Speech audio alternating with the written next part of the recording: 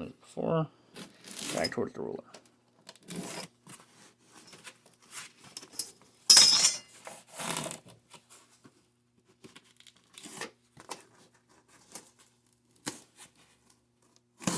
Okay, now we have our piece.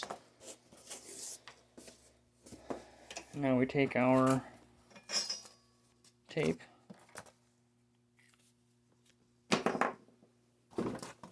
or DAP if you want to use DAP, or, you know, whatever your adhesive that you use in your game.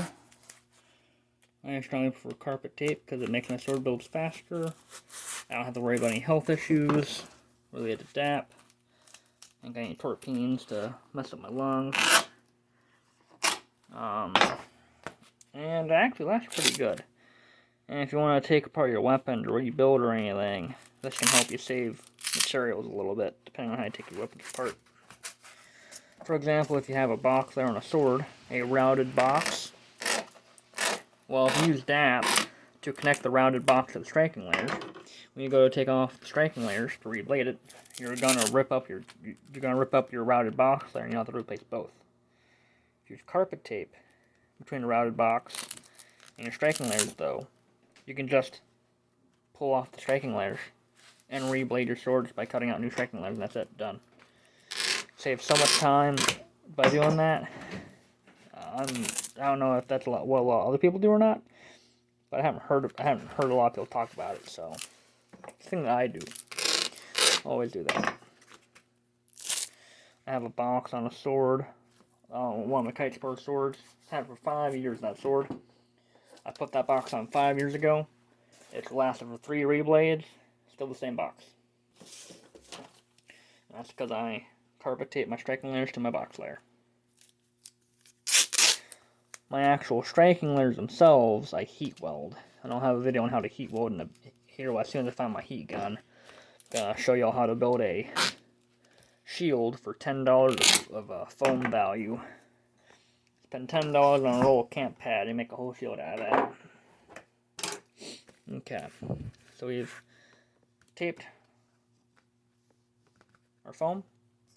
Because how wide this earpiece is, we're actually going to take our ruler and press down with it at different places and pull to make sure that that tape is really well adhered all the way across.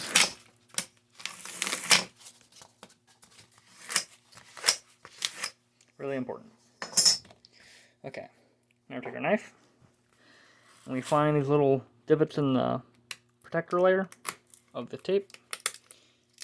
Use that to peel it off.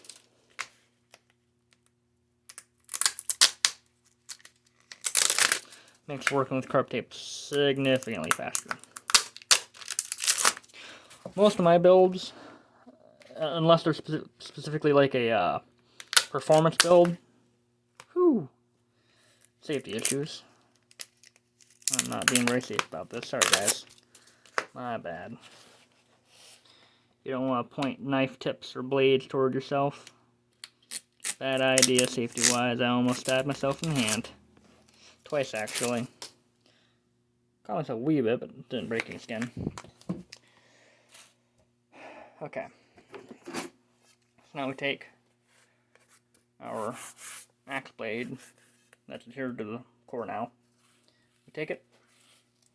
We line it up on one edge.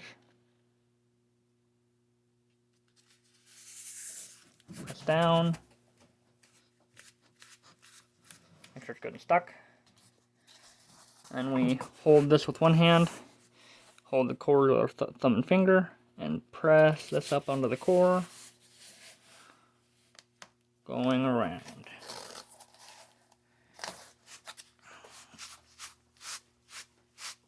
Okay.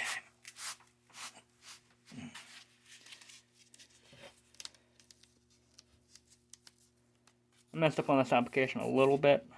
That's okay. The concept will still carry over. And this isn't going to be the actual weapon I'm making. So this will be okay. Just be sure that when you're doing this part, that you line this edge and the top edge together at the same time. And then do your wrap. From here, we'll cut off our excess. The amount of excess I have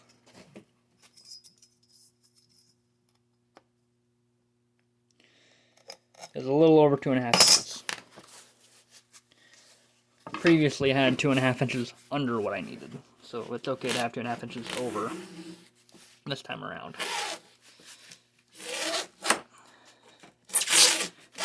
Okay, I'd rather cut this off than have to remake the entire thing again and waste 5 inches or so of foam that I cut earlier. Okay.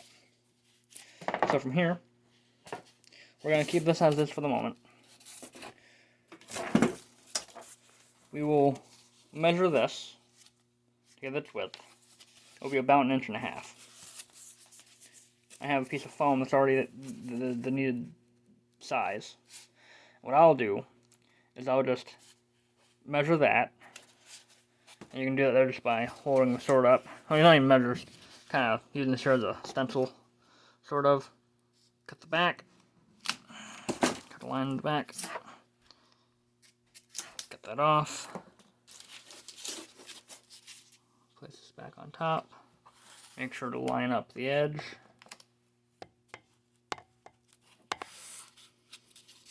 And then you just take your knife, press into the corners, and you cut those corners off.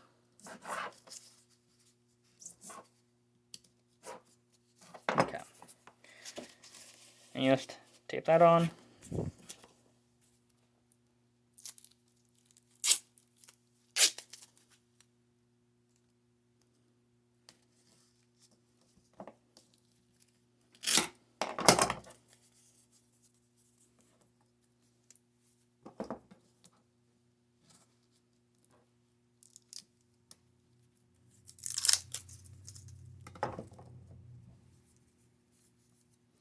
Messed up on the amount of tape I needed there.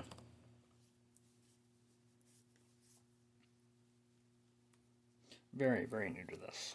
So, yeah, I don't typically record myself when I do my things. I also don't speak to myself when I do my things. But I want to show y'all how to do these things. Because it's good to go to have when you're in the game. Be able to build your own weapons. It's fun. And you can make whatever you want, really, when you get used to it. So I would take a piece that's all adhered. Just press it to the weapon. And press down. Good and tight. Okay. Even though we had a bit of a mistake on this, we actually have it adhered down. It's not all that bad. This here, I could put a bit of foam in that there and then tape it down, like so. Adhere, like put carpet tape on it, put it in here, and then put strap tape around that there to hold that in place really well. You wouldn't even know if that's there. Okay, over here, and we take some blue foam. We do the same thing. So take blue foam. This one's a little bit too thick. You know what? Let's do the scrap piece here. Okay. So this is 1.5 inches. Or no, it's 1.25 inches actually. That bit is.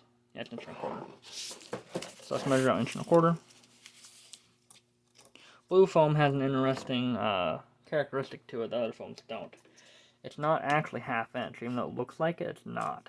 It's actually 0.400. So 1/2 inch is 0.500. Blue foam is 0.400. But it's not quite 3/8 inch either, because 3/8 inch is 0.375. So blue foam is actually in between 1/2 inch and 3/8 inch. How they're cut, it's not perfect, it's a little slanted, it's fine. This is specifically just for demonstration purposes. Here, pop that on top. Oh, nope. Making a derp again. So I'm going to take our foam, put it at the top. Instead of cutting from the back, this time we're going to cut from the front.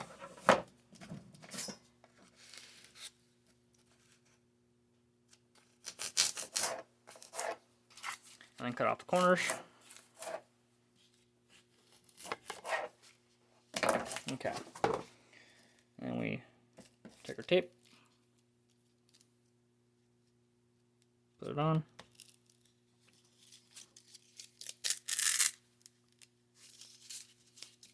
cut it.